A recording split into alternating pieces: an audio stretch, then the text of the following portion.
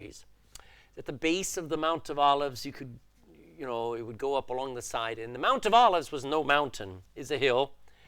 And, sometimes when we read the Bible, we're not sure what we're looking at. And people, when they go to Israel, they get a different perspective. The Sea of Galilee is a small lake, even though they called it a sea. So, trying to get your mind around what was it really like? Well, it's a small garden. There are loads of trees, but it's after midnight, and it's very dark. There are no street lights. I don't believe Jesus and his disciples had any kind of torch or anything. They just followed Jesus out to a very dark place where they were going to pray. And as I said, it's after midnight because Jesus has been praying for how many hours at this point? 3 hours. So they have spent all evening. After 6 p.m., they would have started the Passover meal, which would have taken to enjoy well over an hour, and sang and talked about Exodus. And then Jesus, actually I have to go back, he washes their feet and then has his last remembrance supper. Then they sing again, and then they head out to go pray. All the while, not one thing is clicking in their minds. They don't know what's happening. They don't know where they're going or what's going on. So it's gone deeper and deeper into the night. Normally, when you don't have incandescent lights, when you don't have electricity, when it gets dark, what do you normally prepare to do? Go to sleep. Okay, that's normal. As soon as the sun is up, you're back out working. But now Jesus is taking them further and longer and later into the darkness. He has his 12 disciples with them. They're known as apostles. They have great abilities, except the ability to stay awake. You can have all the miraculous power, all the education in the world, and when it comes time to prayer, most important thing is to stay awake, amen? And Jesus he's got his 12 disciples with him, but he's pulled Peter, James, and John with him a little bit further into the darkness. And he says, pray with me. And ultimately, he ends up praying alone because what do his disciples end up doing? They're all sleeping. Now, as we left off last week in the book of Mark, Jesus has said, it's finished, it's done, time's up. Prayer is over. We've done all the praying we can do. It's time for the next thing to happen. Everything that was happening in Jesus' life was no accident, and it'd be very important for us to get to that place too. I hate surprises. I don't like my schedule being upset. The older you get, the more you just like things to stay the same. Amen, Brother Tony? You just like your routine, you like schedule, you don't like interruptions. But when you look at our life, we think an interruption is from the devil. We think that trouble is only from the devil, let me put it that way. And everything that was happening in Jesus' life was going according to plan. And you and I can acknowledge that whether we believe it or not, and we should apply it to ourselves that nothing happens to me that didn't happen through God's hand. God knows what he's doing, knows what he's letting the devil do. When Job and his life fell apart, who was ultimately taking care of him, who was ultimately getting him every day to breathe and to survive and to get through that thing? It was God. Even though the devil was sort of like a rabid dog allowed to get at Job, God only was in control. So as we see, God is very much in control of Jesus' life. And in verse 42, Acts 14:42, we finished with this verse. It says, rise up, let us go. Lo, he that betrayeth me is at hand. He's right there. He's within reach. You can hear him coming. So the first point I would remind you is there was a time to yield. 14:42. Why did I say Acts? Mark. I don't admit it, but the brain just doesn't work like it used to. Okay, Mark 14:42. That was a test, Nita, and you failed. You should know where we're at now. Sorry. I know, and then I moved it to Acts. Forgive me, my fault. Mark 14:42. Rise up, let us go. Lo, he that betrayeth me is at hand. And I marked down next to this, there's a time to yield. All right, so Jesus, when he had spent time in prayer, what did he ask the Lord to do? What did he ask God, his Father, to do? Take this cup from me. Nevertheless, not my will, but thy will be done. Okay, now he's yielded in prayer. Guess where the test is? Is he going to be yielded in life? See, we'll pray, and we'll say, Lord, thy will be done, and then you'll get into your car, and it'll be put to the test, won't it? So there's a time to yield when we spend time in prayer, and we believe God, and then in the end we say, nevertheless, not our will, but thy will be done. Are you willing to yield to God's will, even though it's not your will? So there's a time to yield, meaning submit, surrender to the will of God. Jesus does that. And that's a mature Christian. A mature Christian looks at the situation and he goes, this is what I prayed for, but I yielded when I prayed. I'm going to yield now too. Now, verse 43, we continue on. It says, and immediately, while he yet spake, cometh, who's at the head of the pack? Judas, one of the 12. Underline those words. It's like the worst thing. This was not an enemy, Psalm says, but mine own familiar friend. He's one of the 12, and with him a great multitude. Now, that's Bible for what? When the Bible uses the word great, it doesn't mean fantastic. What does the word great usually mean? Large. It talks about in the Bible, Elisha, is it Elijah? I don't remember whichever one. He goes to a house and she's called the Great Woman. What was the town that she was in, of Zarephath or something? Anyway, the Great Woman. It means the big woman. That's what it means. And so Alexander the Great didn't, we usually think that only means, that's what all greats mean. No. Here it means large or a lot. It was a massive multitude. There were a lot of people with swords and staves. What's a stave? You knave. It's a staff or big sticks. Okay, stave is just an old word for stick. And they have come from the chief priests and from the scribes and the elders. And down to verse 46, we go on. And he that betrayed him had given them a token. He'd given them a signal, we'd say, saying, whomsoever I shall kiss, that same is he. Take him and lead him away safely. I got a question for you. Do men normally kiss? Not in the West. Not in this far west, right? You go to Spain, they do. French, they do. Italy, they do. Down in Muslim countries, they do. Sorry? Now, we're going to the next thing. How do they kiss is another thing. It's a sign of respect. It's not like modern day kissing public. So, but he's coming up, and he's kissing him probably on both cheeks, like there was a normal greeting. Paul even tells the churches, he says, greet one another with what kind of a kiss? All right. So keep it holy, all right? This is not for closer relationships. But he said, whomsoever I shall kiss, that same is he. That's who I want you to grab. Take him and lead him away. And then notice the word safely. Verse 45, and as soon as he was come, he goeth straightway to him and saith, Master, Master. And he kissed him. And they laid their hands on him, and they took him. So the second point here is captured. Notice how Judas was known. He will forever be known as the what? The betrayer. But what was he known as? One of the 12. What a high calling he had. And he exchanged that for a few coins. And now he's known only as a betrayer. So, just a really amazing thing. He came along with a mob of men who are weaponized. These are men that are there as if he's the worst criminal ever. It's like, they see Jesus as a huge threat. And don't people see that still today? I mean, people... you can mention almost any other name and people are fine, but if you mention Jesus, their back gets up, the hair begins to stand on the back of the neck. Just something about this person that just aggravates the demons inside of people. And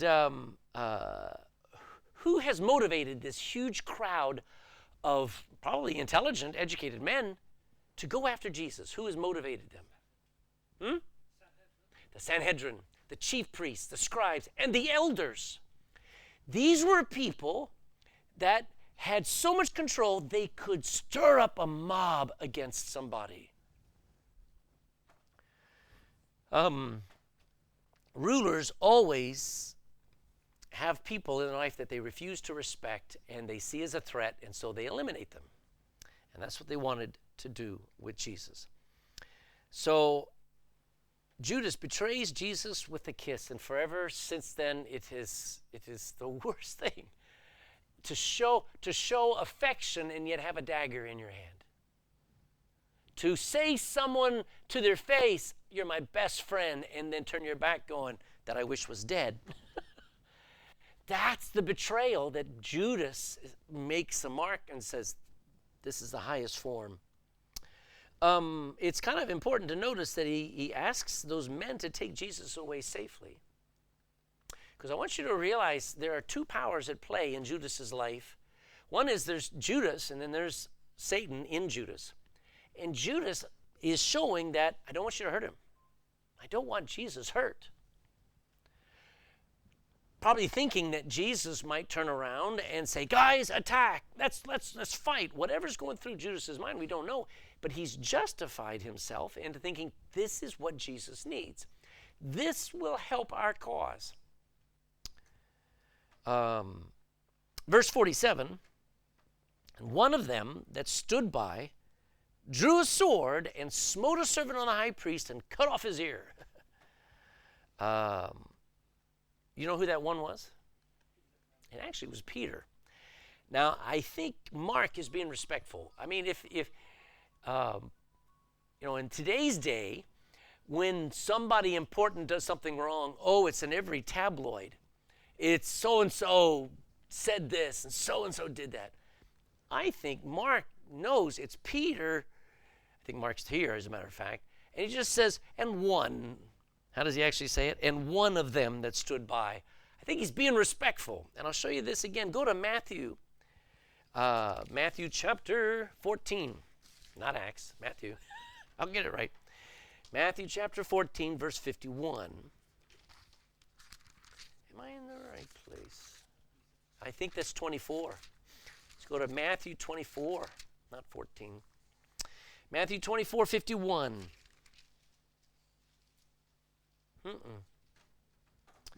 Behold, I took a shot. Let's see, 25, 26, 51. Yeah, it's 26. Matthew 26. So Matthew 26, I want to show you, Matthew is careful as well. Matthew chapter 26 and verse 51. And behold, one of them which were with Jesus stretched out his hand and drew his sword, struck a servant of the high priest, and smote off his ear. He doesn't name him. Jesus said unto him, Put up again thy sword into his place, for all they that take the sword shall perish with the sword. Thinkest thou that I cannot now pray to my Father, and he shall presently give me more than 12 legions of angels? But how then shall the scriptures be fulfilled that thus it must be? Now, so Matthew doesn't name him, but John does. So go to the Gospel of John, chapter 18. Gospel of John, chapter 18. John 18:10.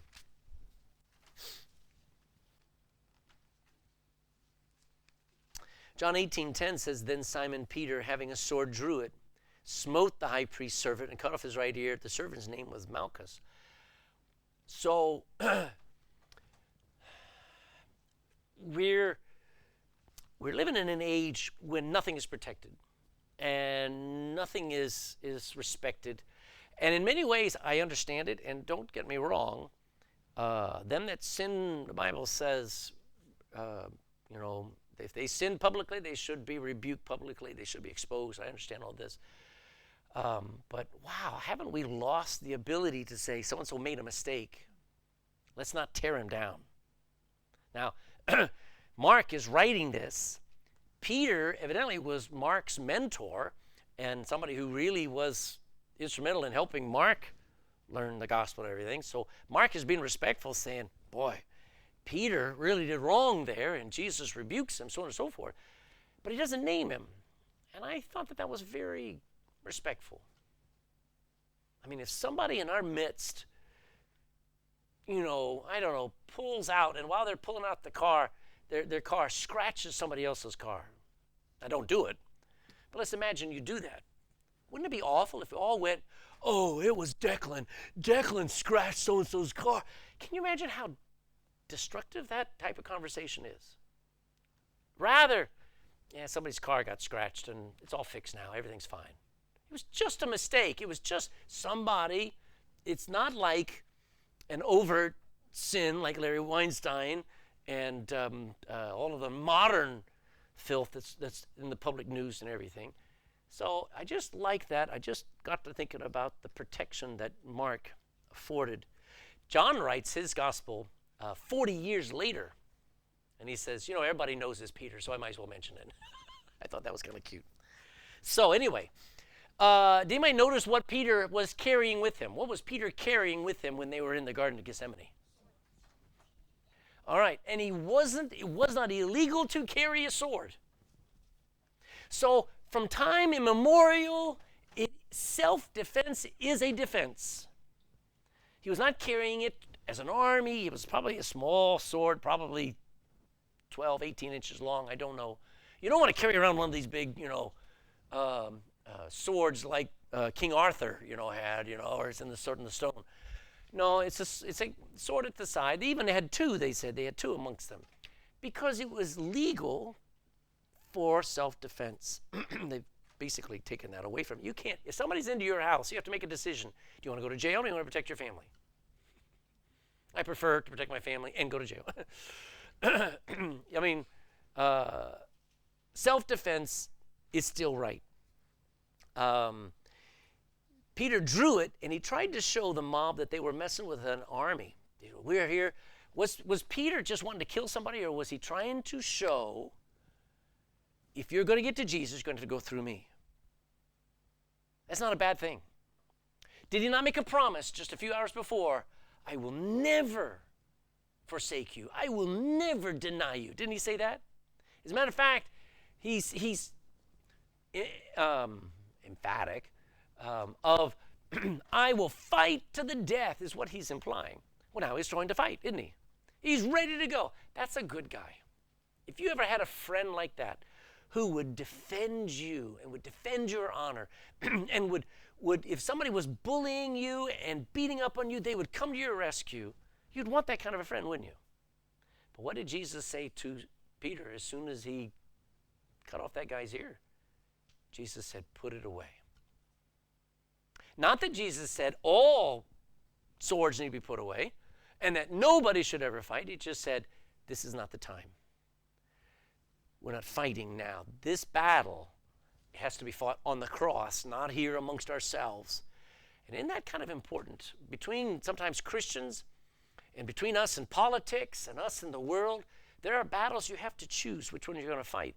And Jesus says, this is not the time to fight. As a matter of fact, I think Peter put the sword down and he was willing to no longer fight, even to defend himself, because he's going to just preach the gospel knowing that it's going to be God that takes care of him. Not that you don't take care of your family, but he was so willing to now, even be a martyr, because Jesus told him one day, you're going to be a martyr.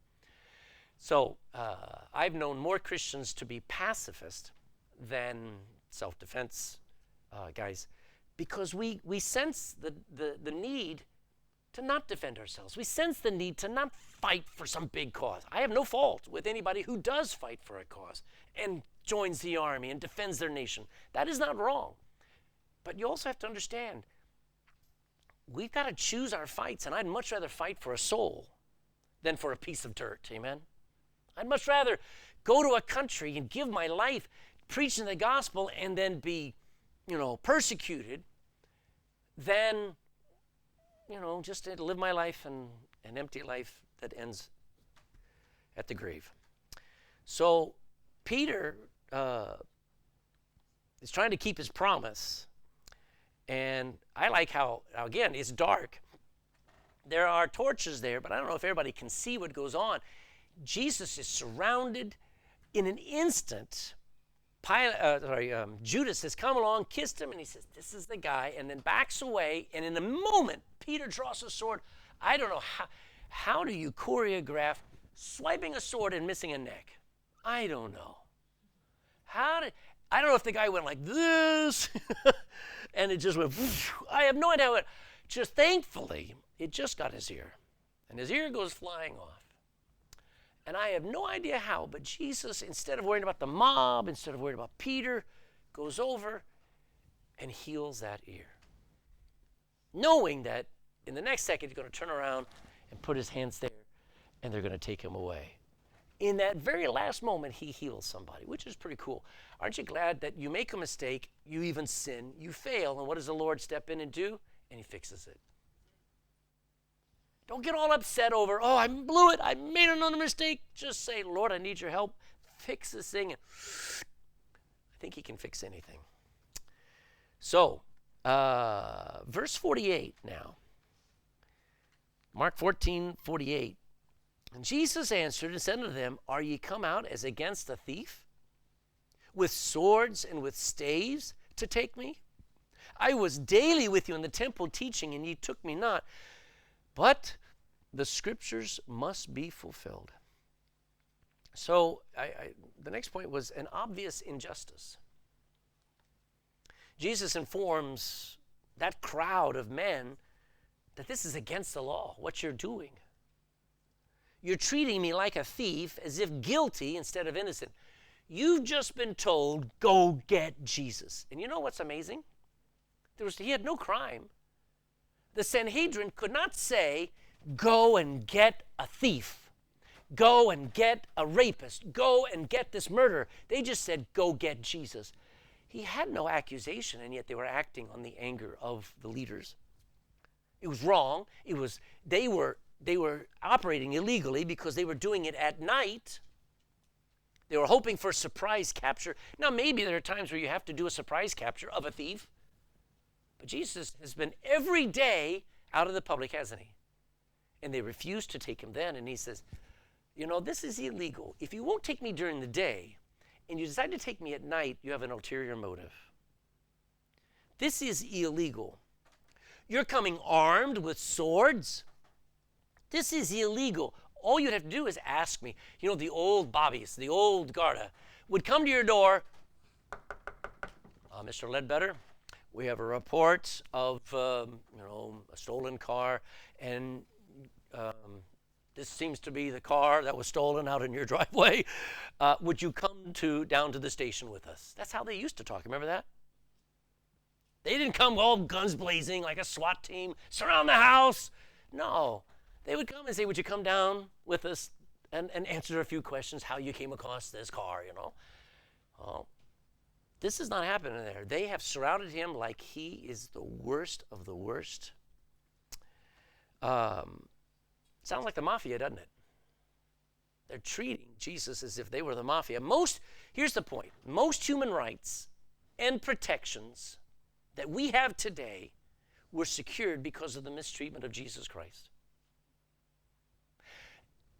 Without exception, I would say the top 15 human rights that we have today were established because as people read in the Bible, they went, that's not right. We need to protect so that never happens again. So that some religious crowd cannot secretly go and punish and kill somebody they don't like. So that the government has to hear both sides and somebody has to be absolutely proven without a shadow of a doubt to actually be guilty. They're not guilty at first. They are innocent until they're absolutely proven guilty, so on and so forth. All of the great human rights are because Jesus was so mistreated. When you read Old English law, French law, European laws coming out of the Reformation, they all referred back to Jesus and the reasons why we have our rights that we have throughout Europe today. So it's a pity people don't read the Bible. That's why people don't know their rights are disappearing. I mean, what did Jesus do when Pilate was accusing him? When Herod was accusing him? What did Jesus do? That's right. He established the right to not say anything. Because what will they say? In America, they say this is probably true here. Says you have the right to remain silent. Everything you say can and what? Will be used against you in a court of law. They're warning. It doesn't matter what you say. We're going to use it against you. So Jesus establishes the best thing to do is not defend yourself. If you're guilty, they have to prove it. Don't you give them anything so they can twist it for their own benefit. I'm just telling you, when people stopped reading the Bible, we started to lose our rights because nobody knows what is right or wrong anymore. And sometimes you'll learn right or wrong from seeing an abuse of rights, when you see the wrongs done to Jesus Christ. So this was an obvious injustice. But what was it fulfilling?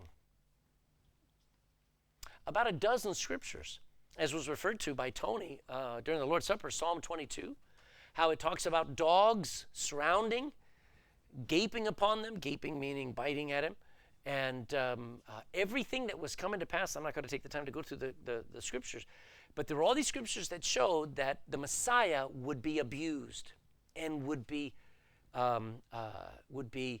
treated as a malefactor meaning a criminal, when he was the Messiah. So anyway, an obvious injustice. Verse 50.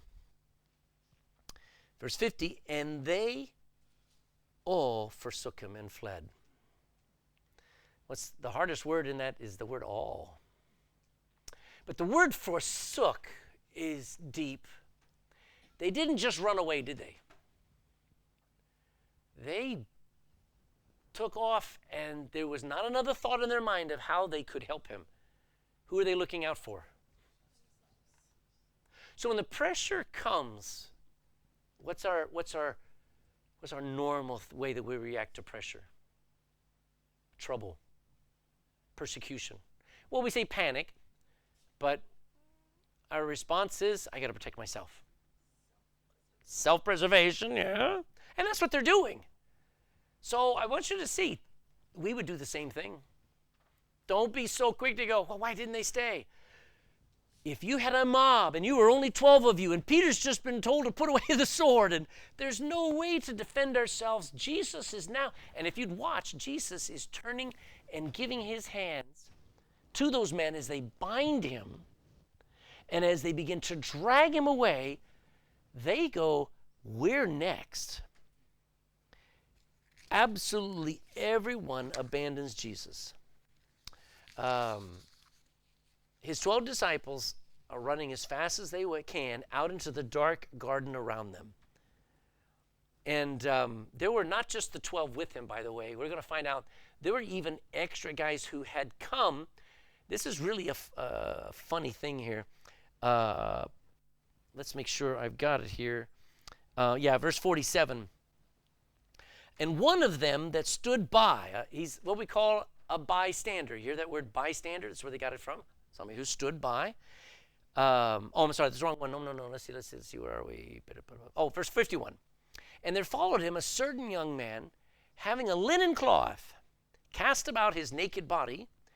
And the young men laid hold on him, because evidently he didn't run. And he left the linen cloth and fled from them naked. So you got somebody, there's not one of the 12. But evidently he has thrown on probably a robe. We call it a robe. He probably was asleep. He's heard the mob leave the city of Jerusalem, head out to the Garden of Gethsemane, and he seeks to go and see what's happening. Now, I think he's one of the disciples. A disciple, not an apostle. I believe this is Mark himself. This is the author of the book of Mark, John Mark. Okay?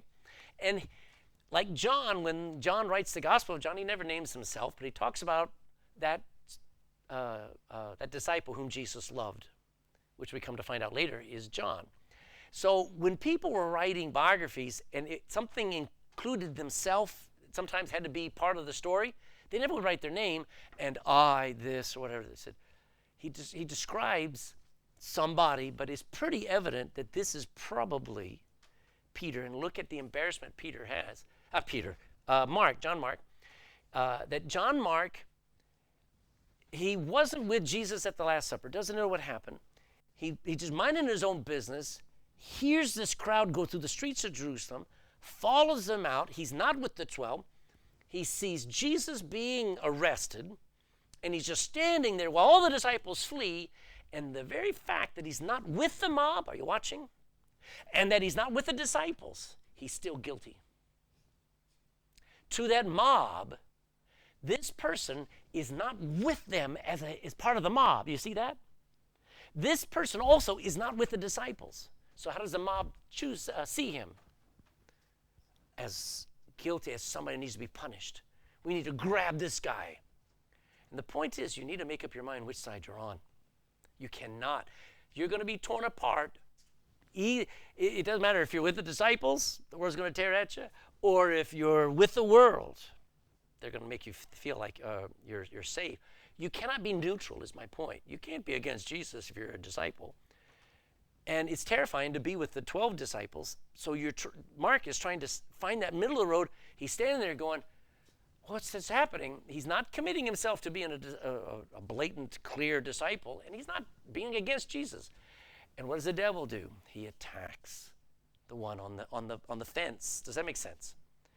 And I'm telling you, I've watched kids grow up in church, in this church, and they grew up 10, 11, 12, 13, 14, 15, 16, 17, 18, college. It's usually before that, but college really, if you're not against Jesus, and you're just trying to be neutral, and you're not with the drinking crowd, and you're not with a cursing crowd and the disco crowd, they will tear you to shreds as if you were a Christian. Because they want you either to be against him, or they want you to be with him so they can tear you apart. You got to make up your mind. I choose to be with Jesus. And he should have been known as one of his disciples. He's just known as a bystander. And he still got in trouble. So you'll watch kids at 18, 19, and they drop out of church because the world doesn't tolerate fence sitters. And they will tear at them as if they were following Jesus. So you might as well just follow Jesus. Make sense? Might as well just, I'm with Jesus because you're going to hate me no matter what I do. So imagine being that young man. Imagine being Mark, writing that and being ashamed. And he says, you know, I can blame Peter, James, John, and all the other disciples for running, but I'm just as bad because I didn't choose to be on his side. I tried to be in the middle. So it's kind of humorous. I think he was sleeping. And sometimes when it says naked, it doesn't mean stark naked. It means it probably is just wearing his underwear. But he's got a robe on, and when they grab it, he's terrified that they're going to beat him or whatever. So he runs away, and it's dark. But he's writing about his own failure instead of about Peter's failure and about John's failure. And about, you know, heaven's going to be really humbling when the whole world, the whole universe, sees our mess ups that aren't under the blood, man, that we didn't confess and we are so proud to do. And we're going to look at that, and we're going to be so ashamed of how stupid we were, and we weren't full on for the Lord. So now we're in verse 53, the last verse here. And they led Jesus away to the high priest, and with him were assembled all the chief priests and the elders and the scribes. So I called this secret custody. The Pharisees now have Jesus in custody, and it's how they've wanted him probably for years. They've wanted to have him. What did they want? They wanted to have him without anybody else knowing or interfering. If they had taken Jesus during the day, the crowd would have interfered. But they have him now, and nobody's going to interfere with him. They have a court session that's still like today, where they call, you ever heard of a court in camera? Now it means the opposite of what it sounds like. In camera means out of view. It's a closed door, no observers, no video or whatever. In camera, which is usually what family court is, it's without observers. And this court that they're going to have with Jesus There's not going to be any checks or balances. It's in camera, which means out of view. Nobody's going to know what we're doing here. It's a secret court, and that's illegal. So that's why if you ever, and I'm just going to tell you, if the guard ever arrests you, ask for counsel. You need a lawyer. You want somebody to be in there while you're being questioned. I don't care how guilty you are or how innocent. That is a right you have, because this was wrong what they did to Jesus. They did a secret court. They had already determined they were going to get him killed. Now, Jesus didn't ask for counsel. He didn't need it. He was surrendered to the will of God. I just want you to see all of these things. We don't even know where it comes from, where the right to counsel came from. It came from the fact that Jesus, his rights were abused because nobody was there to defend him. Nobody was there to remind the Sanhedrin, this is illegal. We can't. There's no night sessions for court sessions, so on and so forth. So Jesus is being led, or we'd say dragged away to a midnight court session called by the Sanhedrin, where they have already determined he's guilty, and they're just going to find a way to justify it before they bring him in the morning to who? To Pilate. So I got some questions for you. How would it feel being so betrayed like Jesus was? How would you feel? I mean, do you think people feel that way today? Do you think anybody ever feels betrayed like that today? Was it only for Jesus? I think Jesus went through that so that he would know how we feel when we feel betrayed. The Bible says in Hebrews, it says he was touched, affected in all points by the temptations that we experience. Everything we, in general, have experienced, he's known. He's experienced. So that you can't go, God, you don't understand. God says, Jesus, do we understand? We know how it feels. Be careful how you feel when you are being betrayed. Why? Because Jesus kept loving. Jesus surrendered to God's will and kept doing it. He kept serving others, even those who were hurting him and abandoning him. So it's not the fact that we get abused and that we get hurt and that we get betrayed and we experience trauma. All of those things are realities of life. You cannot just say, oh, I'm okay. When you are betrayed, when you are hurt, when you are abused, when there is trauma in your life, Jesus teaches us to continue to serve, continue to cast all our, what's the word in 1 Peter 5:7? Casting all your, what does care mean now? What do you think that means now? Burdens, hurts, traumas, abuses, cast it all on him because he can carry it. How will Judas forever be remembered? As one of the 12? He would be, well, the betrayer of Jesus. Wow, man, how do you want to be remembered in your life? I just, and I think in eternity, the reality is that I think our new name, I'm going to give you a supposition I have. I believe it, but I think our new name will reflect our character of our life that we lived for Christ. So if you're always timid and never, able to give the gospel and never willing to come out of the shadows and be clearly a Christian, and you never really do anything for the Lord, your name in heaven, because every one of us get a new name in heaven. I think the name that we get will reflect the character of our life when we live for the Lord. That'll be embarrassing. So Judas, not a nice name. They don't even name dogs Judases. Did you notice that? Come here, Judas. Come here, good boy. Nobody calls even their dog Judas. It's such a bad name. Anyway, what does it cost to stand with Jesus today? Does it cost us anything? Not really. I think it will soon. You might not be so popular. It might, it depends on how popular you are now and if you changed. That'd be maybe true. But that doesn't cost much. But I think the cost for Christianity, and that's why this is very important, is are we willing to pay The cost. If we're not willing to pay the cost now, what's it going to be like when the heat really is turned on? Does that make sense? I mean, when at Shadrach, Meshach, and Abednego, they didn't get their Instagrams and Twitter cases closed. That was not the price they paid for not bowing. The price they paid was heat, was persecution to the point where they were thrown into a fiery furnace. And if I get upset over the fact that somebody doesn't want to be my friend anymore, if somebody just doesn't want to like me anymore, we're doomed. We have to have backbone that says, persecution comes, bring it on, because I want to be ready. Okay, I'll stop there. I'll catch up with this bill. Now,